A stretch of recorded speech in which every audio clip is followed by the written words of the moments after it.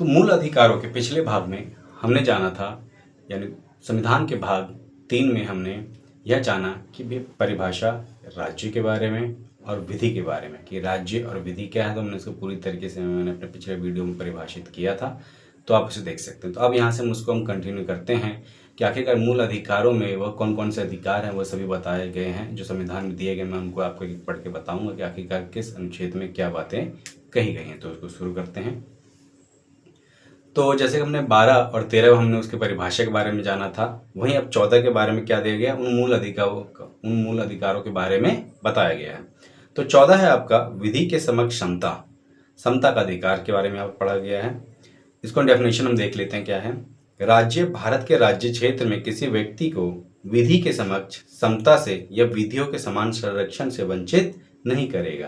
तो ये हमने 14 में देखा, यानी कि हमें क्या है कि विधि के समक्ष हमें समानता यहाँ पर दी गई। यानी कि लॉ क्या होगा, जो कहा जाता है कि लॉ सबके लिए समान है, कानून सबके लिए समान है। वो जो बातें कही जाती हैं वह सारा आपकी बातें किससे कही गई हैं, आपके अनुच्छेद 14 में आपका समता का अधिकार। यहाँ से आप ये आपको कनेक्ट कर पाओगे कि वह सारी बातें यहाँ से आपकी कही जाती हैं।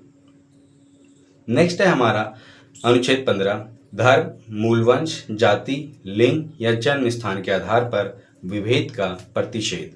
यानी कि धर्म, मूलवंश, जाति, लिंग या जन्म स्थान के आधार पर विभेद का प्रतिषेध, यानी किसी प्रकार से कोई यहाँ पर भेदभाव नहीं किया जाएगा।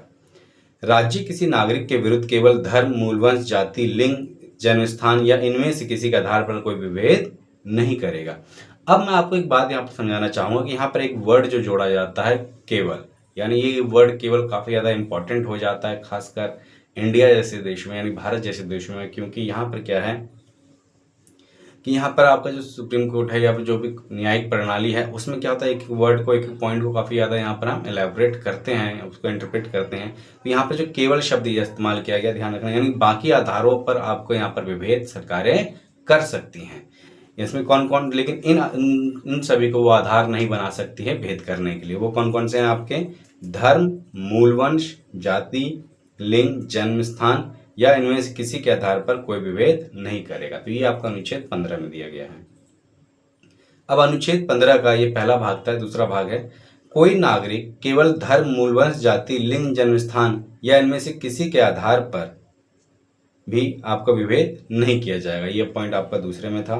अब दूसरे का आपका देखते हैं, का चलते हैं इसमें, यानी कि आपका अनुच्छेद 15 का दूसरे का क है भाग, दुकानों, सार्वजनिक भोजनालय, होटलों और सार्वजनिक मनोरंजन के स्थानों में प्रवेश। यानी कि यहाँ पर किसी प्रकार से प्रवेश जो आपका है, इन सभी